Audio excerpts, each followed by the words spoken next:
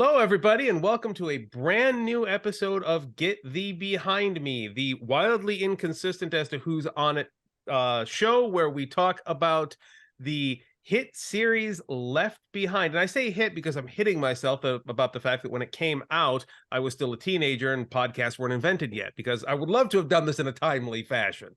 As we can see, Courtney there has got a hardcover copy of this terrible, terrible book, so that she can very conveniently wang herself in the head every time she comes across something stupid. So joining me today on our ever-rotating panel of guests are the eternal, the permanent, the unending, and forever Courtney Fraley. Hi. And up in what is to me the left corner, we have ourselves a Tim. Hi, I'm a Tim. That'd be me. Yay! Yay, I do the thing. Yeah, we're doing the thing. Things are fun. Long-time listeners / viewers of our programs will have seen both of these people pop up all the time in other places. So now we have created the greatest crossover event in unfinished community history. The unfinished CU. It's fine. So with that said, let's quick recap where we left off. So our first 4 episodes, we started with an intro to the book in general, and then we did the first 3 chapters. And at the end of chapter 3, where we have left off is that our plane has landed amidst the burning wreckage of dozens of other planes that nobody seems to give a shit about. And let's see. Everybody got off the plane. Rayford walked himself dutifully to the airport because he is a man who is an airline pilot, and airline pilots walk. His first officer did not, and immediately committed suicide over the guilt related to it, because that's how this book is written. At the same time, Buck Williams, our phallically named secondary hero, has completely failed at using an inflatable slide, which indicates to us the fact that he was probably never a child. Wanged his head real good, hit the ground, and is back in the airport trying to do his super important in the middle of the rapture job of investigating the Jewish man who happens to have Miracle-Gro and figuring out what's up with all this UN stuff related to currency exchanges, because that's what's important in the middle of an apocalypse. Today, we are going to pick up on chapter 4, where we're starting with Buck. Starting to get Star Wars prequel vibes. This is not what anyone came to this situation for. This is not what we showed up for. So picking up chapter 4, Buck is going to be still trying to figure his stuff out and being miraculously tended to, because as an award-winning journalist, he is clearly a superhero. Of course. And at the same time, our boy Rayford, of the fully loaded 747 fame, is making his way back home to find out that his wife and son, who are crispy Christians, have disappeared. So from now, we pick it up. So the two of you have at least pre-read the chapter a little bit, right? Yes. Yeah. All right. So I before we read start, it a long time ago, like properly a long time ago, and then I read it again like a few months ago. yeah. So before we kind of properly dig into it, first impressions? It's a fun chapter. The Rapture special. Yeah, exactly. I do say this as a love for our, and I'm going to say the term loosely here, authors. I love the fact that they tend to start out most chapters with an unintentionally hilarious line or phrase that gives us something that we could title the video. It makes my job so much easier. Yeah, title done. So what about you, Courtney? Any fun first impressions? Oh God. I don't know. I can't put my finger on it, but it feels vaguely masturbatory. We're gonna see some of that. Not vaguely. It's I don't remember if it's vaguely. this chapter or I think it's chapter 5 actually, where we have Buck calling around to various people, and he finds a teenage boy at home by himself because everyone else got raptured. I'm pretty sure he was being vaguely masturbatory when that rapture came. Oh yeah. I'm pretty sure that's the implication there. But anyway, so we start out with Buck treating his head wound like a man as he's continuing to check his voicemail, because that's the most important thing to do in this moment. When a doctor comes out of nowhere to say, hey, you look important. Let me treat your head wound. Where was this doctor on the flight anywhere near them in any prior chapter? This man's just like, hi, I'm a doctor. Like, and I have to remind you, there are multiple instances of burning wreckage, screaming bodies, and everything right outside. Like, But why is this this man- doctor here at the payphones? Like, oh, hey, you look important. Let me treat your minor head wound. I heard you talking Plot about newspapers. contrivance. Don't ask too many questions. And then it immediately jumps right into evangelical scare tactic 101, rapture special, as we might call it. By the way, do you have AIDS? Right. It's like such a jump. Like, I mean, I admitted that we were kind of closer to the AIDS scare in the 90s when this came out, so some of that I can forgive for the time. But like, if you're a doctor running around treating people, like, you've got fucking gloves, right? Like, I mean, why he even says he has gloves. it actually says that right there. Like, do you have AIDS? Snaps on a rubber glove. Not that it matters. I just like to pry. Right. I just need to know. Well, and like, why not just any bloodborne illnesses I should know about? Like, Right, which that is how seems an like it would actual come out doctor a would lot say more it. easily. Wait. Unless But he's the used to gays- saying it's got to be AIDS, because that must just be like how he says that with his patients then too, that it comes out like that. I mean, like, Yeah, I just want to make sure you're not one of the gays. Yeah. But the gays. There, it makes its appearance in yet another show that I find myself on of yours. And like, I have to call attention to the like borderline pornographic language use in this exchange. Yo, take it easy. Be a big boy there, stud. Like, the hell is this doctor? Who speaks like that? That was my question. It's like, who talks like this doctor? This is a one-line machine just dropping the most like pseudo this doctor feels like Bones from the Star Trek reboot. Yeah, except way badly written. Like, even Bones would be not like, be a big boy there, stud. Like, I don't like you maybe saying that. here's my thought. Here's my little headcanon here. The doctor wasn't asking about AIDS because like he's homophobic. The doctor was asking about AIDS because he's gay and is trying to hit on him. I enjoyed that theory. That's Yeah, my but- Here comes the gay agenda again. Yep. I mean, Pride is canceled. We've scheduled Wrath this year. yep, that's pretty much it. And again, as we get through this remaining section, which is pretty much just about treating Buck's head wound, because that's something we need to take an entire section of the chapter about. Of course. We also end with a fucking flight attendant rocking up, and I say flight attendant because that's what they're calling him here. Like, who just rocks up and like, you can't do that in public, and like, the back and forth over this is just like, why don't you give them their drinks and not like, what kind of like patronizing bullshit is this? This is the kind of thing that's written by somebody who thinks of service industry workers as parts in a machine rather than human beings, because they're all continuing to just do their jobs like good little workers. No. Yeah. like They're some not human. probably, Yeah. you know, all of them, no. Yeah. Like, are you really going to have a service worker on the phones in the airport? Attention passengers, we are currently experiencing an apocalypse. Please wait in an orderly... No, they're going to be screaming and running out of the joint trying to find their family. Like, she's not going to be bugging around like, you have to keep this place clean. That's not appropriate in public. Who does that? Right. And we're keeping clean the runway and airport where there are burning planes and dying people. Yeah.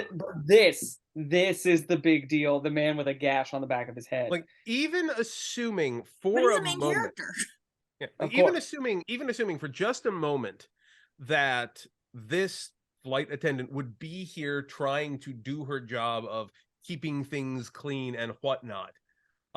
Like, there's still a priority list on how to handle those stuff. And as you point out, there's burning wreckage, dead bodies, people screaming in the hallways. Why is guy here getting a little antiseptic on his head? Why is that the thing you're focusing on? On multiple literary levels, this doesn't make sense. I mean, she clearly noticed that he didn't have any drinks or peanuts. So she had to make her way over. Yeah, I guess. Like, this isn't even like literary logic. This is Robot in a Douglas Adams book logic here. You're not wrong. I mean, honestly, after that point, you just have to deal with reading Buck's emails. Mm-hmm. Although there are, I will say, because that's how I like to pass my time, by reading imaginary emails between different people. Yeah. I will say, as we get into this, though, there are some gems in these emails, though. Like some lines. Like we were talking a bit about this earlier on before we started recording.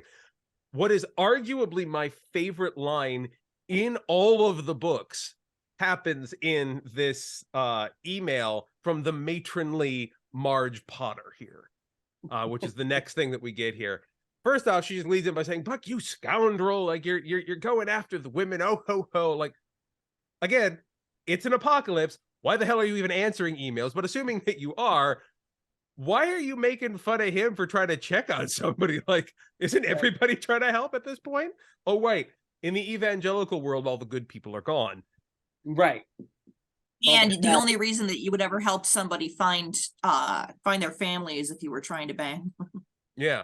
If you're not a Christian, the only reason you might try to help someone is to get your dick wet, which, you know, is how they think of non-evangelicals. But we get through this and we get to what is probably my favorite line, where Marge, in the middle of a very terse email in the middle of the apocalypse, starts kind of waxing poetic on what may have happened here. And she says, "Have you noticed it seems to have struck the innocents? Everyone we know who's gone is either a child or a very nice person." It's like no one else. All the nice people gone. Everybody else, dick. Mind you, in the context of the book, the ones who have disappeared are all of the extremist evangelicals, not like Christians, just extremist evangelicals who are historically very nice people. Sounds made up. You know, the dispensation. As someone who's worked as a barista on a Sunday morning, no. Yeah, like, and to be clear, these are the dispensationalists, like the extreme right-wing evangelicals who are behind this stuff. These are the ones who, this is their actual theology, believe that they don't have to do any good things in this life because the laws of Jesus and his teachings apply to after the rapture and not right now. So now I can do whatever the fuck I want. Like, and they're the very nice people who disappeared. No, go ahead. I just wanted to toss something general in here, and it's something that I've heard as feedback on the show, and that's that, you know, this is supposed to be a fiction story, right?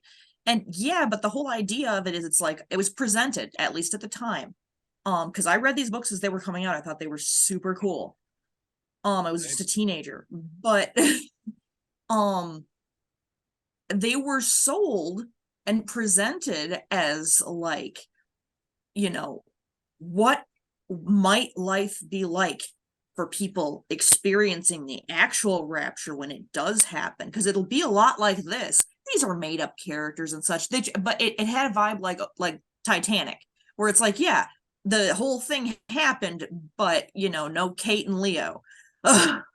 And this was presented at the time, like I remember these exact words, a fictional story in a non-fictional future. That's how it was presented to us, as something that is definitely going to happen in this exact way, ripped from the pages of the Bible. This is an accurate prediction of exactly what the Bible says the future is going to be. So yes, this is a fictional story, but the suspension of disbelief that they were asking for is significantly lower than in any other type of fictional story. They're expecting us to take this as a like a fictionalization of a true era. So yeah, I'm not going to be as kind to these guys as I would be about, like, if I were reading a Star Trek novel or something, you know. Obviously I love well, those. you can tell how they practically sit there and cite chapter and verse, like where they're referencing all these different things coming from, and they're going to put weird, obscure bits of I'm going to put in quotes prophecy from the Bible, because we've had the discussion about what prophecy is, and it's not telling the future. That's not how any of this works. Man, we've all been fed a big pile of steamy shit for a long time. Yep, and it hits me every once in a while, and I'm like, damn it. We could spend a while going into the construction of Schofieldism and the evangelical heresies and all that, but we already did that. So if you're wondering about our positions on that, go back to the first video, because holy crap, we spend some time on that. And if you'd like to dig Yeah. into even further detail on that, join us for our monthly Bible study where we're tearing into the book of Revelation and having these same conversations. But as for the book itself, is bullshit. Like this whole thing is, it's presented as if it were nonfiction, but it is more fictitious even than actual fiction. Like they're not even consistent by their own established set of rules. And they're also, from a literary standpoint, not consistent with how human beings behave ever, let alone in times of crisis. Yeah. It's poorly written and it's got a shitty agenda. Yeah, that's pretty much it. So we roll on. We've got the email from matronly Marge, and after all of that, Buck's first reaction is no word on whether she's been able to reach Buck's widowed father or married brother. Like immediately, it's all about him. Didn't give a shit about her. And this is something that we're going to come back to again and again and again with these characters. And spoiler alert, in later books, they all convert to Christianity. Put in pretty big air quotes. They call it Christianity. It really isn't. But they all convert. But this defining element of them, this core self-obsessed self-centeredness, never goes away. Like that is not considered a negative aspect of them that disappears when they find religion. That's just how men behave in this world. So yeah, be prepared for that shit. So it keeps coming. Yep. We get this. We do the bit with Marge. The Doctor assumed it was the Rapture, and that's the only reference we have to that. He doesn't even explore the idea that it will be the Rapture. It just kind of rolls around. Steve poo-pooed space aliens, yada yada. It's just kind of Buck in his head for a while here. So we move on, and do we have anything else we want to rant about Buck's little bit here before we kick back to our fully loaded Rayford here? And I'm never going to stop referencing that, by the way, because that's the best line of the book so far. It starts out strong and it's all downhill from there. It's all downhill from here. Sounds like most experiences with men like that. It's fine. Yeah, very much. All right, so then fantastic. Let's kick it over to Rayford then. So here we have what could be the best moment in a book like this. Like, obviously at this point, Rayford accepting the kindness of strangers while being completely immersed in himself and not actually regarding her much as a human being. That's the prelude to it. Like Rayford being a jackass is kind of like the theme of this entire series, right up until the very end, where he looks at bloody Jesus killing people left and right and says, "Yeah, this is my God." Like Rambo Jesus. So that's kind of a thread that goes through. But this whole setup here is to Rayford getting back to his house and discovering something he probably should have figured out already, which is that his wife and kid are gone. Now, if they heavily imply in the text that he's figured it out, that he's figured it out, but he's holding out hope, and it's implied. But as soon as he gets home, it's like, no, this is just what I know it was going to be. But it's not played that way. Like it's implied, and this is something I want to be careful of with this text: is us reading a constructive intentionality that really isn't there. Like it is implied from time to time that he's considered this might be the case, and he knew the rapture had happened, but he's also just like an idiot. An idiot. Yes, thank you. That's the word I was looking for. He's kind of an idiot about it. And the writers could have set this up and laid out like he wanted to believe it wasn't true, but he knew she had said like this whole back and forth. We don't see very much of that. It's mostly just like he was looking for confirmation, or like he believed it wasn't the case, or he was lying to himself. Like, no, like he's not an idiot. He shouldn't be an idiot, but he is. And this is supposed to be dramatic. This is the closest to an emotional gut punch that we get. But we have to stop for a minute in the first place and see, let's see, he gets off his helicopter. He stops to talk to a random woman and be vaguely racist about the Asian girl on Channel 7 News. Because of course. He? Like, it's vague in like the most flexible sense of the word. Yeah. I'll have to look it up. They at some point. I dedicated just the don't new see it. newscast to her today. The whole thing, like they're still even doing a newscast, still baffles me. But Right. they take the entire newscast for one person and their family who disappeared. Like, but still, this centering of people in power, which is some like even the people who aren't related, anybody who has a position of visibility, fame, or power in this universe is immediately centered in a way that makes no sense. And this is just another example of that. Like, there's no way in hell that they would dedicate, even if they were still doing newscasts, that they would dedicate an entire noon newscast. And again, that's back when noon newscasts were a thing, to fucking one person when half the planets disappeared, supposedly. Like, that kind of centering wouldn't make any sense. I took a different meaning from that. That dedicated is in like in memoriam. Fair. I can see that. Yeah, that's what I took, and I'm like, no, that makes total sense. That because I found the piece in it, and the newscaster and her whole family are gone. Mm-hmm. So it just said that they dedicated it to her. It didn't say that the whole thing was about them. Fair. It's one of those where dedicated can be more than one thing. That's honestly how I read it.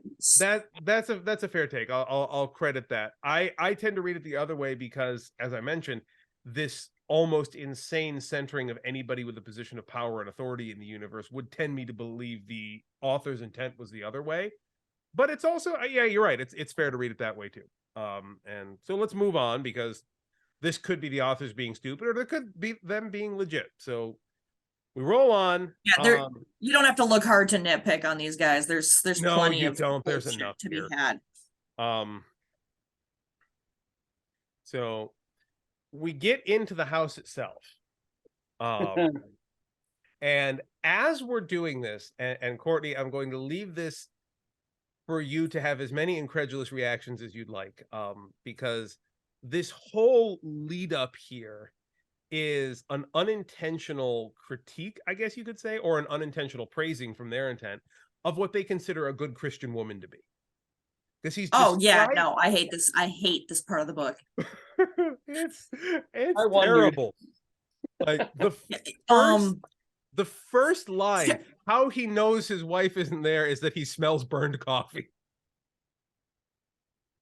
How dare she? I'm getting my belt.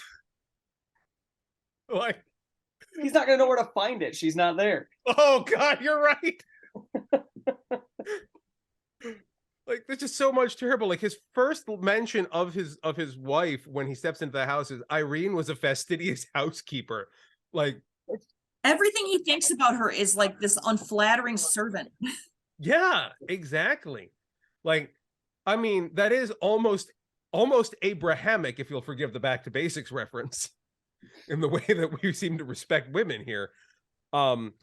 Irene was a fastidious housekeeper. Her morning routine included the coffee pot on a timer, kicking on its 6, percolating her special blend of decaf with an egg. Okay, side note, what the hell? I read that as the egg is separate, but I see where you're going. Like, a good writer would have put the, like, it definitely does. I jumped in for them before. I'll jump in for your reading of this here. That reads exactly like she makes her egg with her coffee. Yeah, like in the cup. I mean, because there's no description. Like, the coffee's on a timer, so we're assuming that it's the smell and whatnot's meant to wake her up. But her special blend of decaf with an egg, like, it reads like the egg's in the coffee pot. Like, what? Or the egg is in the coffee cup and it is poached in the coffee. That sounds like one of those things that is, like, should be terrible, but it might not. Like, I'm almost tempted to try it, because there's a part of me that's like, is this the real evangelical secret here? If you poach an egg in coffee, do you get like caffeinated breakfast and it's somehow awesome? You want me to try this and film it? Oh God. There's our first entry into TikTok, right? Pastor Don poaches an egg in coffee because Left Behind told him to. The second TikTok we do is funeral of Pastor Don. So, Yeah, fine. It's fine. It's a series. It's a 2-part series, but it's a series. There we go. So No, yeah. Oh yeah, a TikTok series of us doing stupid things that we read in the Left Behind books. No, one of us Absolutely. ends up dead. Let's not go It there. wouldn't be long. So yeah. So we've got the package, the care package she sent him that's heavily featured as he wanders about the house wondering where his maid is. He wanted above all else for her to have seen her dream realized, for her to have been taken away by Jesus in the twinkling of an eye, a thrilling, painless journey to his side in heaven, as she always loved to say. Like, side note, and I really need to stress this, that doesn't come from the Bible. Like, that whole concept of disappearing to come to Jesus' side in the twinkle of an eye, that's not biblical. Like, that comes from, like, a couple of pieces of old Protestant theology knocked the idea around, but that's entirely beyond that, a modern evangelical invention. Like, that's not a piece of Christian theology. So if she was being taught that that was a literal thing that was going to happen, whatever she was attending was not a Christian church. It was a cult. Listen, I need you to stop telling me that I grew up in a cult. I'm aware. You don't have to keep bringing it up. It's not for you, it's for them. But it feels like it's at me. It may not be for me, but it's at me. Look, I'm the one who's meant to say it. You can verify it because you grew up in it. Like, seriously, these books were taught to me as theology, I swear. As my parents were reading them as they came out, they taught us kids, like, hey, you really need to pay attention to what's in this book. This is how it's going to work. And it's like, cool, all the planes are going to crash? Like, great. I really appreciate that, Mom. Yeah, and they even did that in the mainline churches, which talks to me about how that parasite of evangelicalism is spread through the mainline churches. That's a whole nother video for conversation. But I remember my first encounter with this was, okay, so you're saying a loving God is going to open up the end of the world with murdering everybody who happens to be in a plane and doesn't love him enough. Yep. Like, that, something about that doesn't track. Yeah, that's the math ain't mathin'. Yeah. Anyway, in the meantime, those of you who've been following along, thanks for sticking around with us. We've got a lot going on. This video series is part of what we're doing at Unfinished Community, which is our church community that is both online and in person. We've got Bible studies coming up. We've got worship services coming up. All of this you can find at the website that is linked below. As much as I love a parasocial relationship as much as the next guy, but we're unique in the fact that you can have an actual relationship with all of us if you join the Discord server and get to talking with the community. We actually respond to people and have conversations and whatnot about the Bible and Christian things. That's crazy. Yeah, you want to? Yeah, I'm just a person. This isn't a character. I'm just weird. Yeah, we're all normally like this, geeks and freaks alike, and that's okay because God loves us all. So come join us in the community, and hopefully we will see you in the next episode. Bye, everybody. Bye. Peace.